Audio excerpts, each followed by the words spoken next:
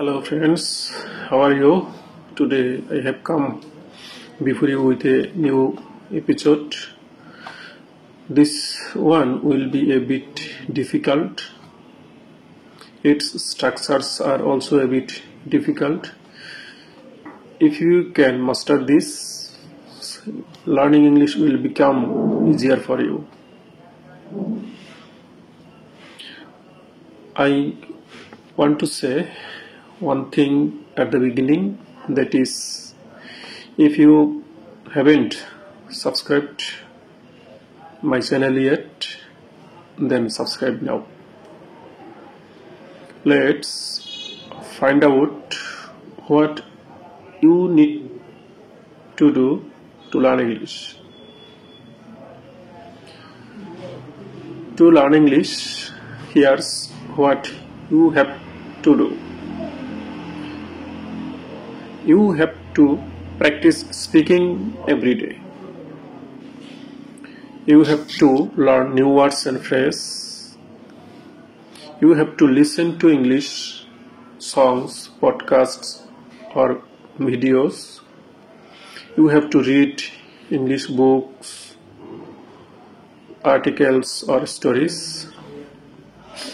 You have to write in English regularly, like keeping a diary.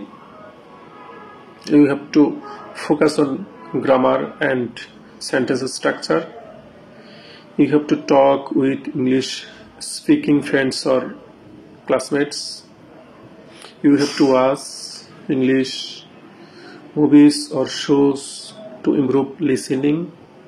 You have to be patient and keep practicing. You have to challenge yourself to speak, even if it feels difficult at first.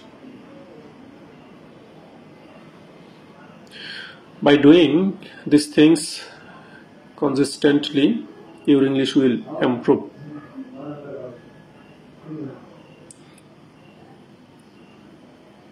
So, আজকে আমি যে আমার 150 স্ট্রাকচারের মধ্যে already 76 number পর্যন্ত structure দিয়েছি। আজকে 77 থেকে শুরু করব। তো আশা করি আপনাদের অনেক ভালো লাগবে। আজকে আমার পার্ট নাম্বার 10, অলরেডি 9টি পার্ট আমি আলোচনা করেছি। আজকে 10 নম্বর পার্ট নিয়ে আলোচনা করব। তো চলুন শুরু করা যাক। 77 এটা হচ্ছে নেইদার ... নর। নেইদার ...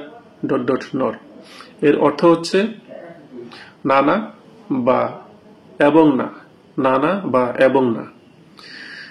নেইদার ...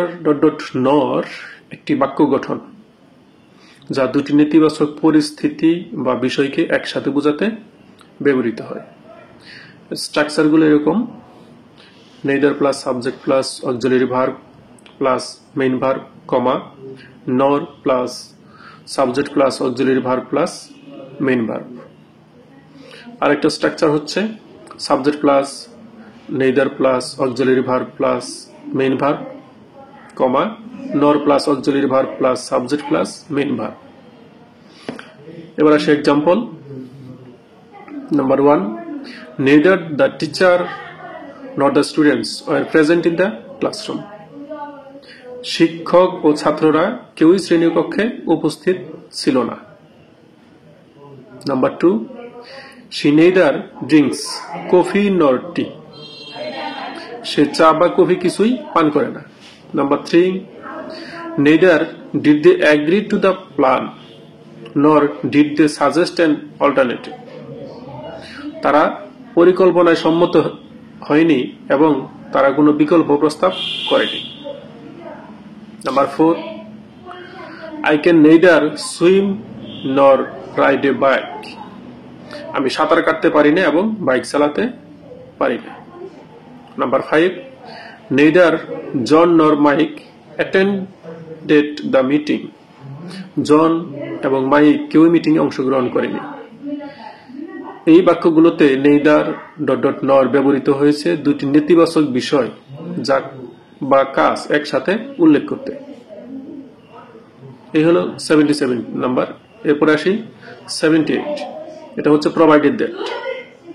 এই প্রোভাইডেড দ্যাট এর অর্থ হচ্ছে যদি বা শর্তে। যদি বা শর্তে।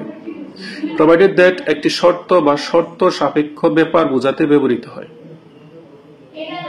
এটি সাধারণত কোনো বিশেষ শর্ত পূরণ হলে অন্য কিছু ঘটবে বা অনুমোদিত হবে তা বোঝাতে ব্যবহৃত হয়। এর স্ট্রাকচারটা হলো এরকম, দুইটা স্ট্রাকচারের। এটা হলো main clause plus provided that plus condition. আরেকটা স্ট্রাকচার হচ্ছে provided that plus condition comma main clause. এরপর আসি exercise number 1। You can go to the party provided that you finish your homework. তুমি পার্টিতে যেতে পারো যদি তোমার হোমওয়ার্ক শেষ করো।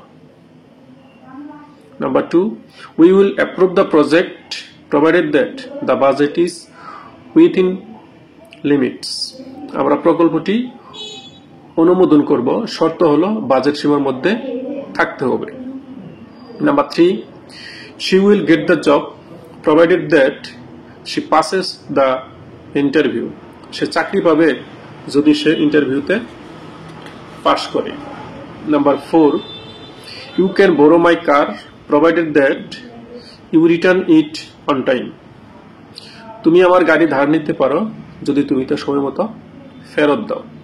Number 5, provided that the weather is good, we will go for a hike tomorrow.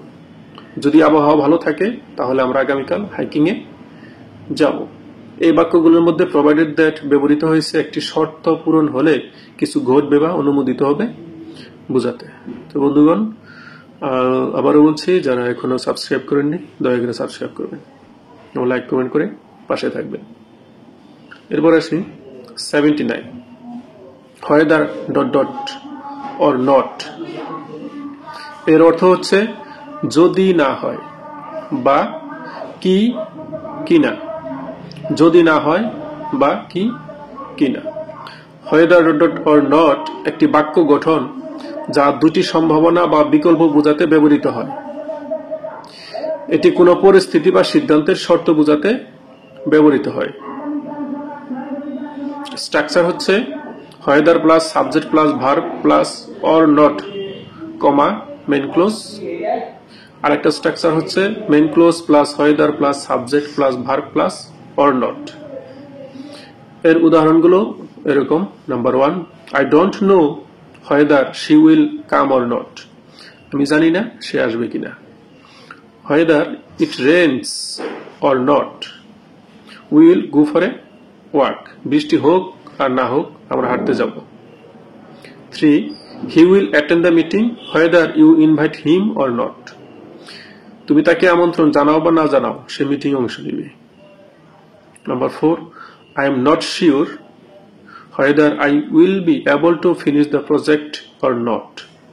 আমি নিশ্চিত না আমি প্রকল্পটি শেষ করতে পারবো কিনা।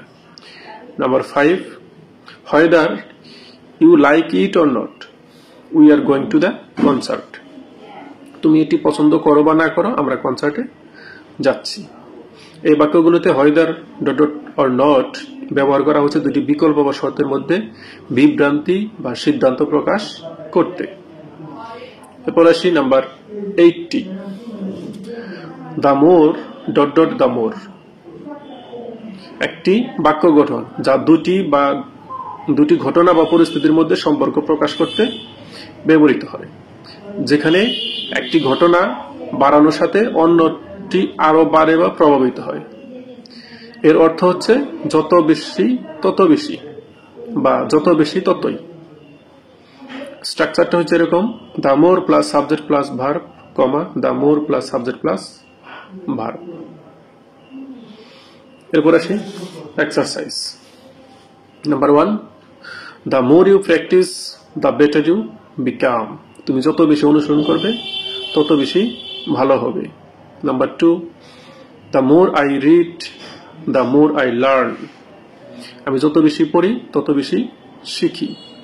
Number 3, the more we talk the closer we get. আমরা যত বেশি কথা বলি তত বেশি কাছাকাছি আসি। Number 4, the more she works the more tired she feels. সে যত বেশি কাজ করে তত বেশি ক্লান্ত বোধ করে। Number 5, the more time you spend on something, the better the result will be. তুমি যত বেশি সময় কিছুতে ব্যয় করবে তত ভালো ফলাফল হবে। এই বাক্যগুলোতে the more the more ব্যবহৃত হয়েছে দুটি সম্পর্কিত ঘটনাকে বোঝাতে, যেখানে একটির পরিমাণ বা ঘনত্ব অন্যটির পরিমাণ বা ঘনত্বকে প্রভাবিত করে। আজকের মতো শেষ স্ট্রাকচার হচ্ছে 81। 81টা কি? as soon as। as soon as এর অর্থ কি? যত তাড়াতাড়ি বা যত শীঘ্রই, যত তাড়াতাড়ি বা যত শীঘ্রই। as soon as একটি বাক্য গঠন যা কোনো কাজ বা ঘটনা দ্রুত বা অবিলম্বে ঘটার সময় বোঝাতে ব্যবহৃত হয়। স্ট্রাকচারটা হচ্ছে as soon as plus subject plus verb comma main clause. আরেকটা স্ট্রাকচার হচ্ছে main clause plus as soon as plus subject plus verb. এরপর আসি example number 1, as soon as I finish my homework I will go to bed। যত শীঘ্রই আমি আমার homework শেষ করব তত শীঘ্রই আমি শুয়ে পড়ব। Number 2, I will call you as soon as I reach home। আমি যত শীঘ্রই বাড়ি পৌঁছাবো তোমাকে ফোন করব। Number 3, as soon as the rain stops we can go outside। বৃষ্টি থামলে আমরা বাইরে যেতে পারবো। Number 4, we will start cooking as soon as she gets the ingredients। সে যত তাড়াতাড়ি উপকরণ পাবে রান্না শুরু করবে। Number 5, we will leave as soon as you are ready। তুমি প্রস্তুত হওয়ার সাথে সাথে আমরা চলে যাব। এই বাক্যগুলোতে as soon as ব্যবহৃত হয়েছে এমন পরিস্থিতি বোঝাতে যেখানে একটি কাজ বা ঘটনার অন্যটির সাথে বা তারপরেই পরপরই ঘটে। এই হলো আজকে 5টি স্ট্রাকচার আপনাদের জন্য। তো আশা করি স্ট্রাকচারগুলো ভালো মতো আয়ত্ত করতে পারলে তাহলে ইংরেজি বলা অনেকটা সহজ হবে সবার জন্য। তো আমরা সবাই জানি প্র্যাকটিস যদি ভালো করি তাহলে আমরা এগিয়ে যেতে পারবো। তাহলে আজকের মতো এই আমি শেষ করতে চাচ্ছি। আবারও বলছি, যারা চ্যানেলটি সাবস্ক্রাইব করেননি দয়া করে সাবস্ক্রাইব করবেন। সবাই ভালো থাকবেন, সুস্থ থাকবেন। আল্লাহ হাফেজ, আসসালামু আলাইকুম।